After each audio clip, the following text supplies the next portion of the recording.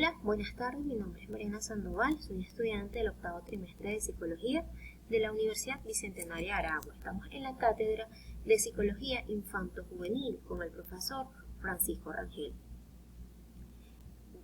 Bienvenidos. El tema a tratar es la clasificación de los trastornos de inicio de la infancia en la adolescencia. Para profundizar un poco en este tema, nos basaremos en los manuales de diagnóstico, que es el DMS-5, y en la clasificación estadística internacional de las enfermedades y problemas relacionados con la salud, que es el CIDES.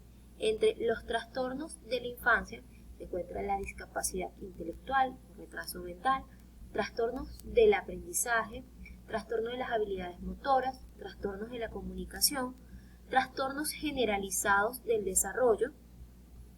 También encontraremos trastornos del déficit de atención y comportamiento perturbador, trastorno de la ingesta de las conductas alimentarias de la infancia y la adolescencia, trastornos de la eliminación, otros trastornos de la infancia, de la niñez y la adolescencia. Y muy importante, las referencias, ya que son la base que sustentan esta presentación. El Manual de Diagnóstico y Estadístico de los Trastornos Mentales, que es el DMS-5, él profundiza estos trastornos, identifica estos trastornos como los trastornos del neurodesarrollo. Acá nos detalla un poco sus características, síntomas y criterios para el diagnóstico de estos trastornos. Hace referencia a que los trastornos del neurodesarrollo son un grupo de afecciones con inicio en el periodo del desarrollo, los cuales se manifiestan normalmente de una manera precoz en el desarrollo, a menudo antes de que el niño inicie la escuela primaria, y se caracteriza por un déficit del desarrollo que produce deficiencia del funcionamiento personal, social, académico u ocupacional. Asimismo, el rango de los déficits del desarrollo varían desde limitaciones muy específicas del aprendizaje o del control de las funciones ejecutivas hasta deficiencia global de las habilidades sociales o de la inteligencia. Estos trastornos ocurren con frecuencia, por ejemplo, en individuos con trastorno del espectro autista, que a menudo tienen discapacidad intelectual, y muchos niños con trastornos por déficit de atención y hiperactividad, y también tienen un trastorno específico del aprendizaje. Iniciamos con el trastorno mental o discapacidad intelectual. Según el DMS-5, se caracteriza por un déficit de las capacidades mentales generales, como el razonamiento, la resolución de problemas, la planificación, el pensamiento abstracto, el juicio, el aprendizaje académico y de las experiencias. Esto produce deficiencia del funcionamiento adaptativo, de tal manera que el individuo no alcanza los estándares de independencia personal y de responsabilidad social en uno o más aspectos de la vida cotidiana. Incluso la comunicación, la participación social y el funcionamiento académico y la independencia personal en casa o en la comunidad. La discapacidad intelectual se puede dividir en varios tipos, entre ellos el leve, moderado, grave, profundo o de gravedad no específica. Haciendo referencia al nivel de discapacidad intelectual leve, esta se caracteriza porque el individuo está dentro de un rango del coeficiente intelectual de 50-55 a 70. En la edad preescolar presenta desarrollo cognitivo y comportamental dentro de los límites normales. Se evidencia en edad escolar, se observa cierta inmadurez emocional y social. En la adultez se desarrollan habilidades vocacionales. En el rango de la discapacidad moderada, esta se encuentra en el rango del cociente intelectual de 35 a 40 y de 50 a 55. Presenta disgrafia, los logros escolares son más limitados, la necesidad de la supervisión permanente, y como adulto puede ser entrenado en un trabajo práctico y simple, pero con supervisión. En el grado de gravedad, el coeficiente intelectual se encuentra entre 25, 20 y de 35 a 40. En la adolescencia pueden lograr el aprendizaje de palabras de uso frecuente. Se requiere la supervisión durante la infancia y la edad adulta. Aparecen anormalidades cerebrales y problemas neurológicos evidentes. En el grado de discapacidad profunda, esta se encuentra en un coeficiente intelectual inferior a 20.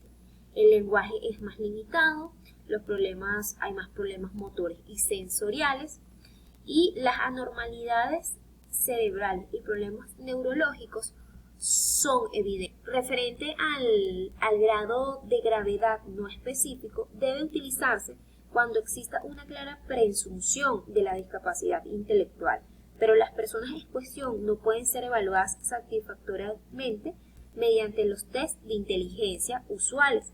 Esto puede ser el caso de ciertos niños o adolescentes o adultos con excesiva insuficiencia o falta de colaboración en la aplicación de las pruebas. Seguimos con los trastornos del aprendizaje. Según el DSM-5, los trastornos específicos del aprendizaje, como lo indica su nombre, se diagnostica cuando hay un déficit específico en la capacidad del individuo para percibir o procesar información eficientemente y con precisión. Este trastorno se manifiesta durante los primeros años escolares y se caracteriza por dificultades persistentes que impiden el aprendizaje de las aptitudes académicas básicas de la lectura, escritura y matemática. El rendimiento del individuo en las habilidades académicas afectadas están por debajo de la media de su edad o se alcanza a niveles aceptables en rendimiento, solamente con un esfuerzo extraordinario. Entre los trastornos específicos del aprendizaje encontramos el trastorno de lectura, el trastorno del cálculo, de la expresión escrita y del trastorno del aprendizaje no específico. El trastorno de la lectura se caracteriza esencialmente por un rendimiento en la lectura situado sustancialmente por debajo del esperado en función a la edad cronológica y del coeficiente intelectual y de la escolaridad propia del individuo. Asimismo, el trastorno del cálculo la define como una capacidad aritmética que se encuentra por debajo de lo esperado y de la edad cronológica, el coeficiente de inteligencia y escolaridad acorde al individuo. Igual pasa en el trastorno de la expresión escrita. En los posibles criterios para el diagnóstico del aprendizaje de lectura, cálculo y expresión escrita, ellos comparten los mismos criterios en el C10, que el criterio A, que estos trastornos interfieren significativamente en el rendimiento académico o de las actividades de la vida cotidiana que requieren las habilidades para la lectura, para el cálculo y para la expresión escrita. Y si hay un déficit sensorial, las dificultades para escribir, para leer o para la aritmética interfieren y pueden estar asociados a todas estas dificultades. Asimismo, para el trastorno del aprendizaje no específico, es cuando no se cumplen los criterios de cualquiera de los trastornos del aprendizaje específico. Esta categoría puede referirse a deficiencias observadas en las tres áreas: lectura, cálculo y expresión escrita, que interfieren significativamente en el rendimiento académico, aun cuando el rendimiento de las pruebas que evalúen cada una de estas habilidades individuales no se sitúen sustancialmente por debajo de lo esperado, dado la edad cronológica de la persona o su coeficiente intelectual evaluado, las señales propias de su edad. Los trastornos de las habilidades motoras se puede decir que es una alteración significativa del desarrollo de la coordinación, Las manifestaciones de este trastorno varían en función a la edad y a la etapa del desarrollo. Por ejemplo, los niños pequeños pueden manifestar torpeza y retraso en la consecución de los hitos del desarrollo motor, como por ejemplo caminar, gatear, sentarse, anudar los zapatos, abrocharse las camisas, subir y bajar el cierre del pantalón.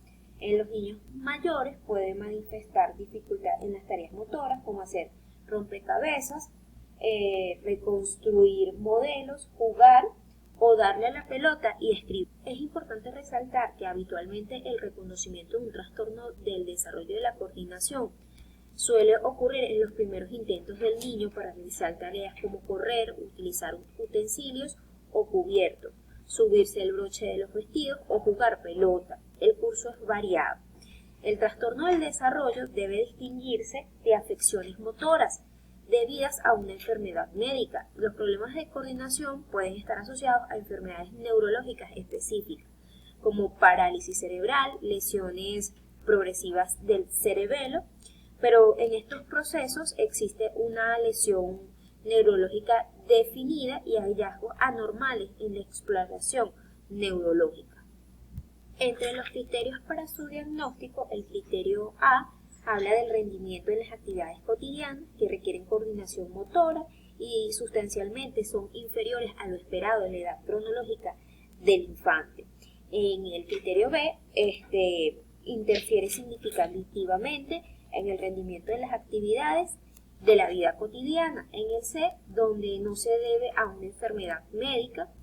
Y la D es si hay retraso mental. La deficiencia motora excede las asociaciones habituales del infante.